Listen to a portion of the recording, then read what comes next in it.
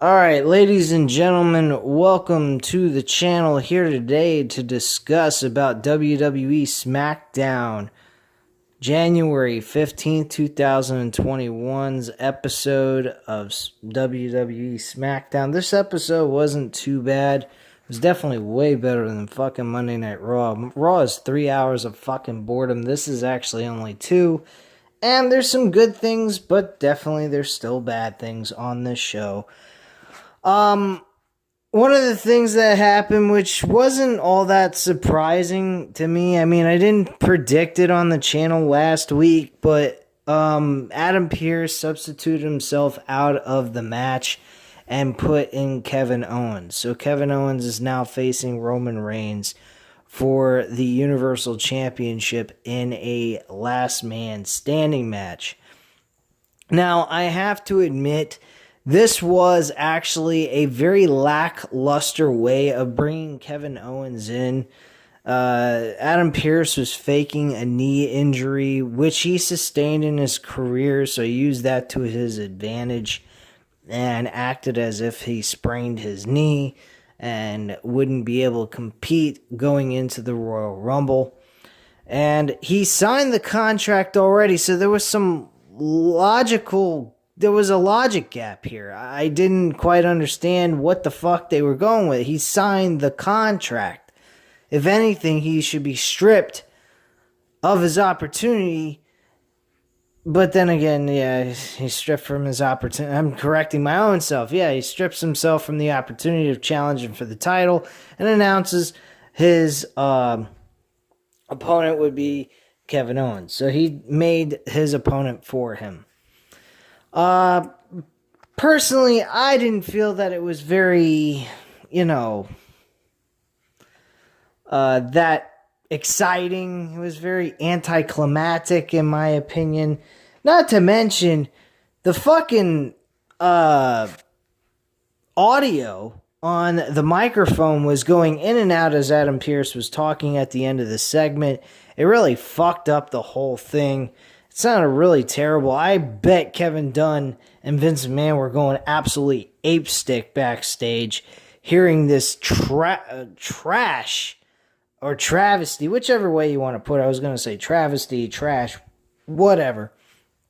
And have this segment that he's trying to do go in and out while he's talking. It really was fucking abnormal, in my opinion. But it is what it is.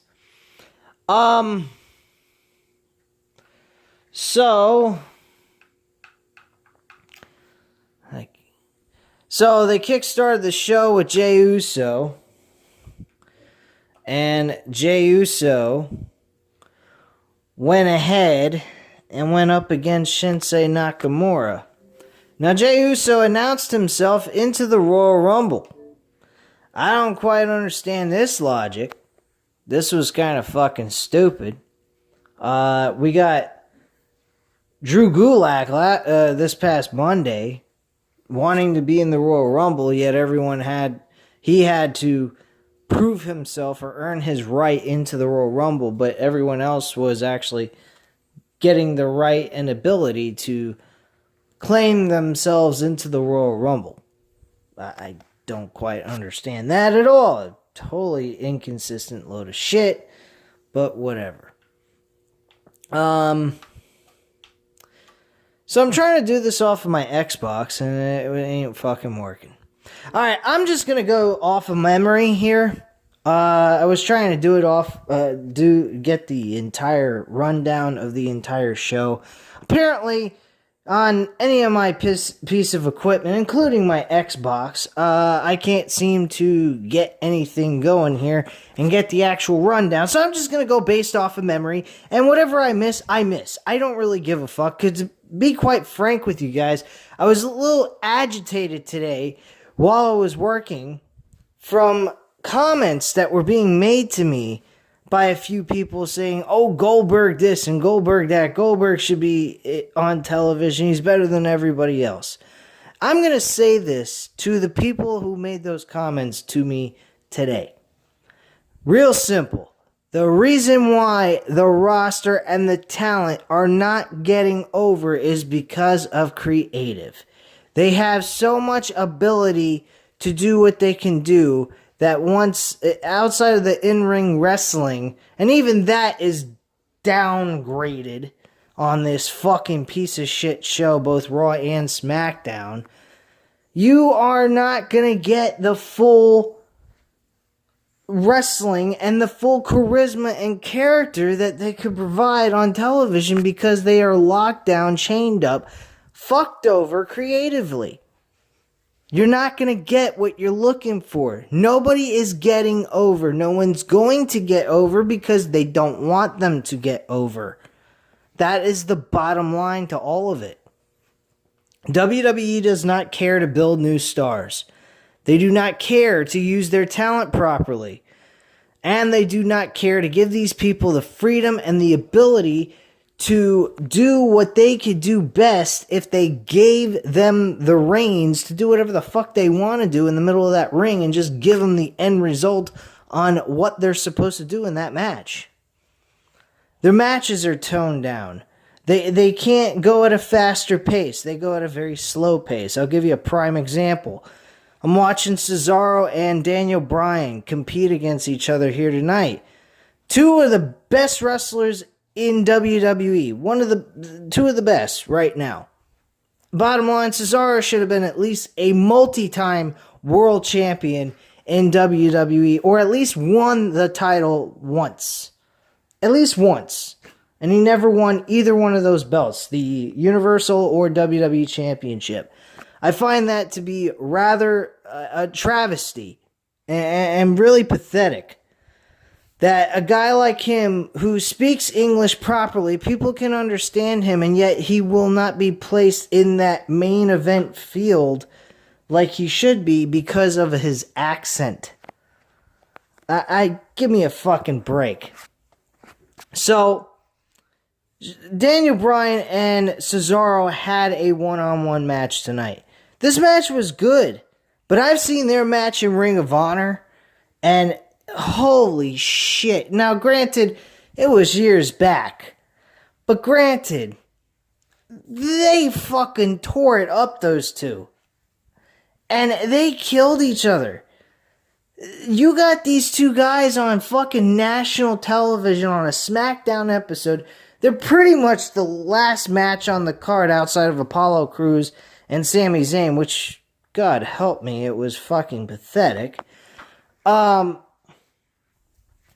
got two guys that should have been tearing each other apart. Now, granted, they did a good job. They didn't do bad. But this match should have been like pay-per-view type quality. They should have been able to steal the fucking show. Now, granted, they probably did. The only rival to their matchup was Jey Uso and Shinsuke Nakamura. Those are the only two matches on this card that was really any good. The rest of the card was just lackluster, boring, roll-up pins. It was fucking pathetic. Really fucking pathetic. That's my big peeve here tonight. These fucking roll-up pins are fucking pathetic. They're very weak endings. It's a lackluster, lazy way of ending a match. You're telling me you can't use their freaking finishers at the end of the match? That's retarded. That is just a waste. It's like they might as well not have a finisher at all. Oh, roll-up pin, roll-up pin, roll. I swear to you, I saw about probably 3 or 4. They toned down a bit on the roll-up pins tonight. I will admit that. But my God, they have done this on countless occasions, and it is freaking old. You will not see in the old days wrestling where guys get roll-up pin victories very often unless they are in a grueling match that goes 20 plus minutes. They hit their finishers on both guys hit their finishers, and then eventually they just get so worn out and beaten up they get in a roll-up pin and are able to get the victory and play possum before they get that roll-up pin and do a schoolboy roll-up pin. That is one thing you can do with that move. But outside of that, if you're not doing a 20, 30-minute match, that move is worthless. It should not be effective in the ending of a match. That is stupid. So that's something I've been getting very agitated by over the last couple of months. And to be quite frankly, it's been happening for years, I would say, probably. Point being is that these roll-up pins gotta go unless you're in a serious matchup where two men have been fighting for at least 20 to 30 minutes and been kicking each other's asses to hell. Whatever. You get my point, okay? So, Shinsuke Nakamura and Jey Uso. Decent matchup. Very fun stuff to watch. Unfortunately, Jey Uso keeps ending up getting losses. This is something that's bothering me. You got Jey Uso aligned with Roman Reigns. You would think that he would start accumulating wins. All he does is keep getting that L. He has become like a jobber like Dolph Ziggler. This is really, really pathetic. I think Jey Uso, after his run for the Universal Championship, deserves a lot better than that. I mean, Shinsuke Nakamura had a great run in that gauntlet match. He needed the win too, to be quite frank with you guys, but him losing wouldn't have been as bad as Jey Uso losing. So I would have went with Jey Uso, especially with the fact that he made an announcement that he's going into the Royal Rumble. I don't know if Shinsuke Nakamura is going to be in the Rumble, so that's to be, waited upon for an answer on that. But Cesaro did make an announcement on commentary, because he actually showed up in the middle of the match and got on commentary to make his announcement that he is going into the Royal Rumble match. He better be the fucking Iron Man of that freaking match. He should be a guy that comes close to breaking the record, if not actually breaking it. I mean, literally, he should get 13 fucking eliminations. Personally, I think that would be the best thing for him. Not winning the Royal Rumble wouldn't be the thing they need to do, but him actually getting the ability to break that record of the most eliminations would be fantastic. And I would give that to him. He deserves that kind of accolade at this point. It will shoot him up into a better look to the WWE fans that they're actually serious about pushing this guy. That's what I would do. Cesaro deserves so much better than this. He is a fantastic wrestler. He's a strong individual. I mean, for God's sakes, in the first ever Andre the Giant, he deadlifted Big Show from the mat all the way outside on the floor with a neutralizer. There ain't no one that's done that. You can talk about John Cena lifting Big Show up and doing the FU in the fucking WrestleMania 20 match for the U.S. Championship. You can talk about Hulk Hogan lifting Andre the Giant off the ground doing a scoop slam and then an atomic leg drop. You can do all the talking you want about that. This man literally fucking deadlifted a almost 400 or 500 pound man, Big Show, who's 7 feet tall, from the mat, up in the air, and over the top rope. With no fucking help. Big Show did not help him in doing that move. He did that completely on his own. That is a strong motherfucker to be doing something like that. So, I don't want to hear it. Cesaro should be the Iron Man of this Royal Rumble match. Hands down. Easy. Going about Cesaro, he won his match against Daniel Bryan, which was shocking. I don't know if we're going to see Daniel Bryan win the Royal Rumble match. I really don't. I don't know what to expect in this. This is going to be very interesting and also scary at the same time, because I really don't know who the fuck's going to win. And I hope it ain't fucking Goldberg, Because he's already in a WWE Championship match, for God's sakes. What are they going to do? Have Goldberg win the WWE title and then go ahead and win the Royal Rumble on top of it to do a champion versus champion unification match? Oh, God help us all if that happens. But then again, he's on a 2-match-a-year contract, so I don't know how that would work. Doesn't make a lot of sense to me. Maybe they count what he does at the Royal Rumble all as one thing. They could also do that. Who the fuck knows? I don't know, man. I really don't. What else happened on the show? Liv Morgan and Natalya. What a fucking joke match that was. Liv Morgan lost to Natalya by a roll-up pin. Hey, what do you know? There you go. One of those roll-up pins. Baron Corbin beat Rey Mysterio in a one-on-one match with Dominic getting a little frustrated by Baron Corbin. Baron Corbin was kind of shooting down on him, basically being just a cheerleader for his dad. He's never going to be an actual individual wrestler and be on his own and be himself. He's always going to live in his father's shadow, basically. Kind of thing that he was shooting at him, which I think we're going to get this push where Dominic is going to go one-on-one with Baron Corbin eventually, and we're going to see that match happen where Rey Mysterio is not going to be in his corner. Baron Corbin's going to be his opponent, and Dominic more than likely is going to win. Because, let's face facts, Baron Corbin is no more than just a fucking jobber as well, being a heel type role. So, who gives a shit about that? Sami Zayn ain't no different. He lost to Apollo Crews. Why did this match even happen? I don't know. This match didn't need to happen. The match last week, where they did a Intercontinental Championship match, doing 2 matches, when there should only been one, it was a draw, and they should have just made the announcement that this match would restart at the Royal Rumble pay-per-view and compete over the title.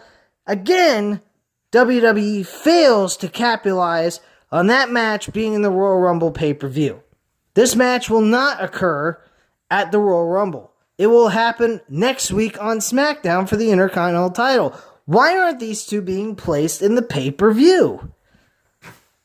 That makes no fucking sense. You have the Intercontinental Championship. That is a title. That is something that should be used on pay-per-view where people are supposed to pay for it. If you're going by the old school mentality, if we didn't have the WWE Network. But my God, you are supposed to help elevate the title.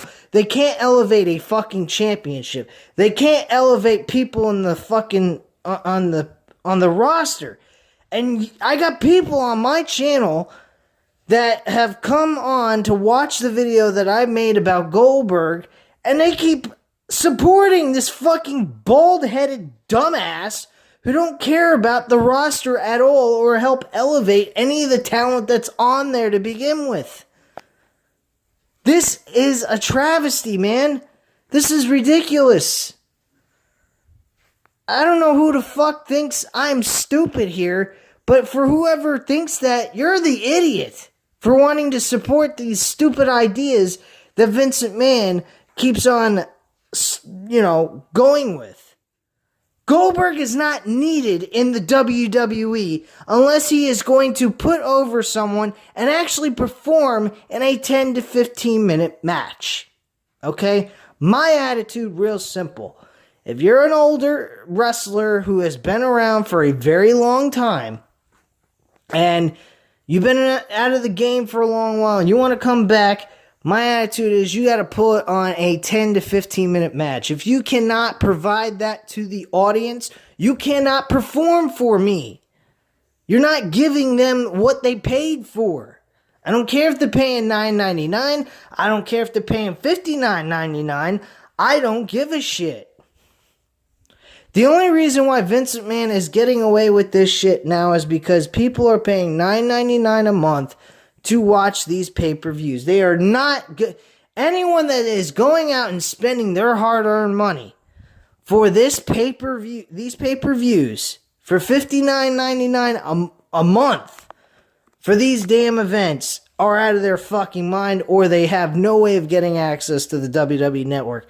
For those of them that can't get access to the WWE Network, I totally understand that, but still, wasting your money for this shit ain't even worth it. It's a fucking waste. It's only worth it for $9.99 because they give us trash, they're making us pay less, and there's so much more on the WWE Network you can go look at besides just sitting there and wasting 3, 4, 5, whatever amount of hours they make these pay-per-views nowadays, and bore us to death, and then on top of it have poor, horrible freaking matches like a Goldberg match or a Brock Lesnar match. I'll be honest with you folks, I did not like Drew McIntyre versus Brock Lesnar.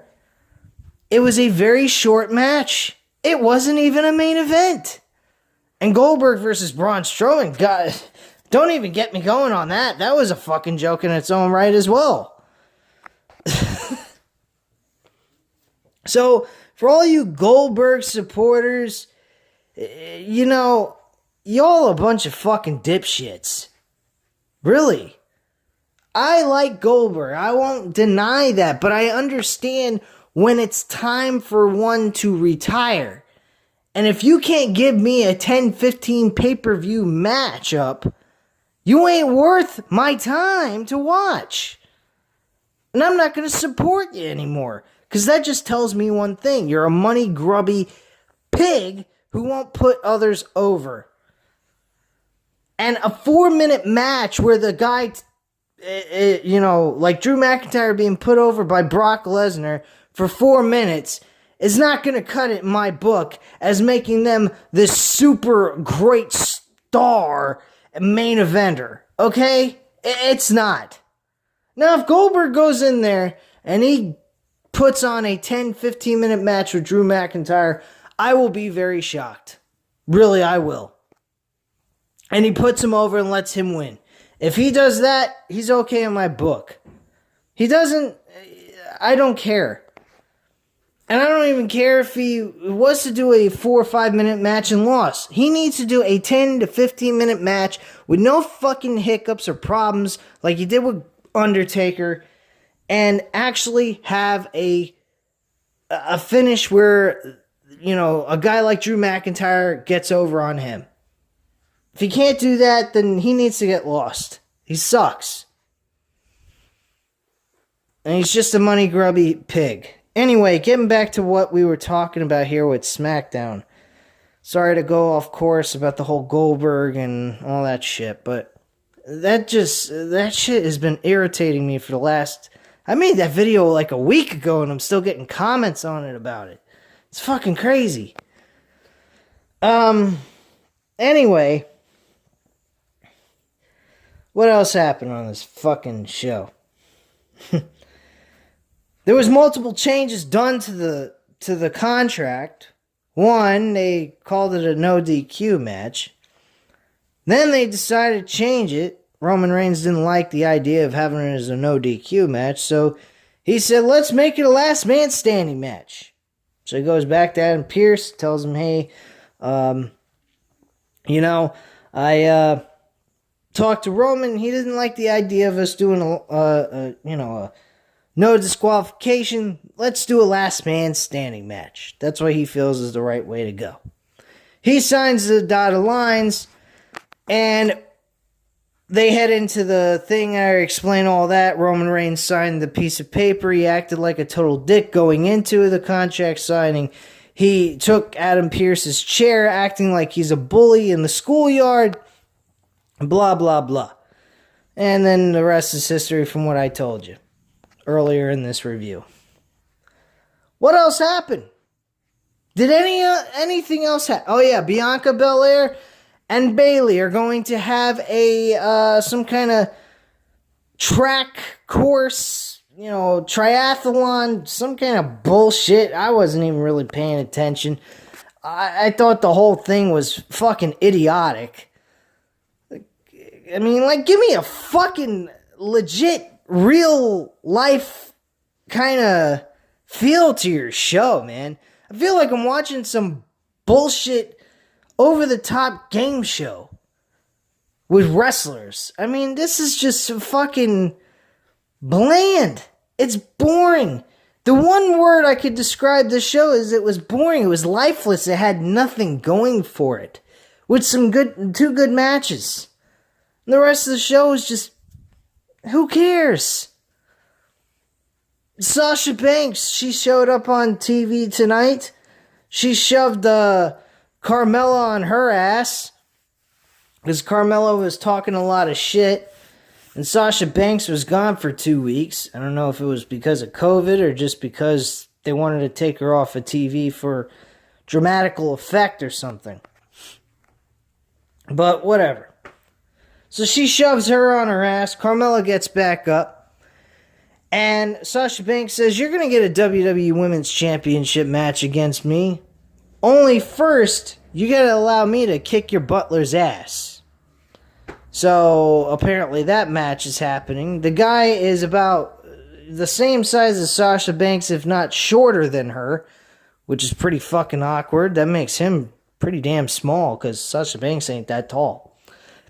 And that's your show.